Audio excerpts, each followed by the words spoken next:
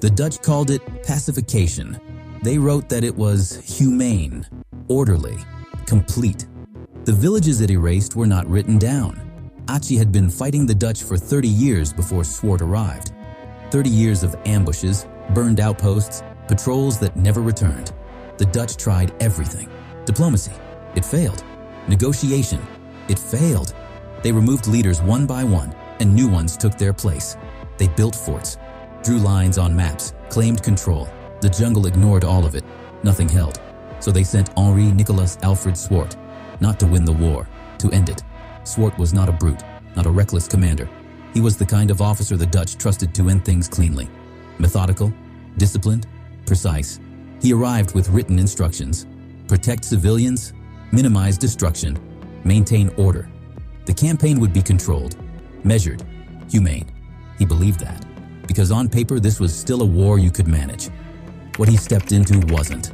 Aceh had no center to break, no capital to seize, no command structure to remove, no single point where victory could be declared. The resistance lived inside the population, in villages, in families, in a society that had been fighting occupation for generations. You couldn't separate the fighter from the farmer. You couldn't isolate the battlefield from the people living on it. There was no clean way to fight this, only ways to pretend there was. Swart's answer was the mobile column. Small units, fast, unpredictable, no fixed positions, no slow advances. Pursue, destroy, move. They pushed deep into the interior. Strongholds erased, supply lines dismantled, resistance forced out, never allowed to settle. On paper, it looked like progress. On the ground, it produced something the written instructions had no category for. Because this is what happens when you try to eliminate a resistance that lives inside a population. The line doesn't blur, it disappears.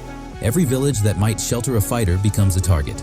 Every family that might feed one becomes a risk. Every movement becomes suspicion. You cannot run this kind of campaign and hold the line you drew at the start. You can only move it, and then move it again, until there is no line left to hold. The order that said protect civilians and the order that said eliminate resistance were not in conflict. They were the same order, written in two different languages, because the campaign was working. By the early 1900s, organized resistance had collapsed, not because the will to fight had broken, not because Acehese leaders had accepted Dutch authority, because everything that allowed resistance to exist had been taken apart. The fighters, the networks, the strongholds, nothing left above ground. That was the victory.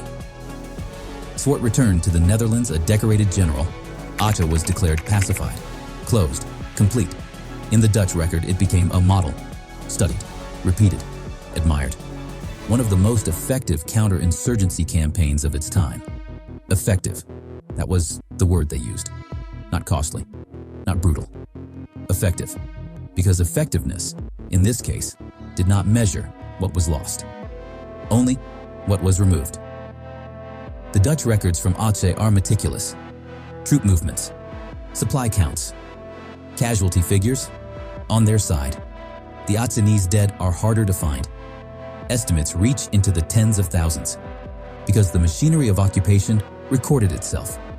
Almost none of the people it destroyed. What wasn't written down wasn't lost, it was removed. From the record, from the narrative, from what could be accounted for. But removal is not the same as resolution. Pacification didn't end the conflict. It forced it inward, into memory, into identity, into something that did not need weapons to survive. The resistance Swart hunted did not disappear. It changed form. When Indonesian independence came in 1945, Aceh did not hesitate. It fought. When the Dutch returned, Aceh resisted again. And when power shifted in Jakarta, Aceh rose once more. Different enemies, same pattern. Because what had been done there did not stay in the past.